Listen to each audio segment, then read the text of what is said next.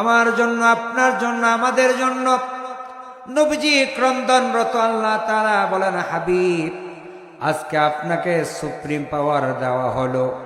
আপনি আপনার গুনাহগার উম্মত যার উপরে জাহান্নাম ওয়াজিব হয়ে যাবে, যার উপরে জাহান্নাম ওয়াজিব হয়ে যাবে, আপনি নবী সুপারিশ করবেন, মান যাল্লাযী ইয়াশফাউ ইনদাহু ইল্লা বিইذনিহি। আয়াতুল কুরসিতে আছে, কে আছে আল্লাহর দরবারে সুপারিশ করার, কিন্তু আছে ইল্লা বিইذনি, আল্লাহ যাকে ক্ষমতা দিয়েছেন তিনি ব্যতীত। বলেন না সুবহানাল্লাহ।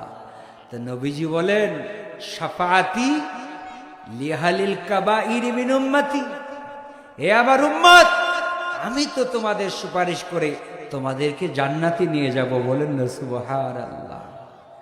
আল্লাহ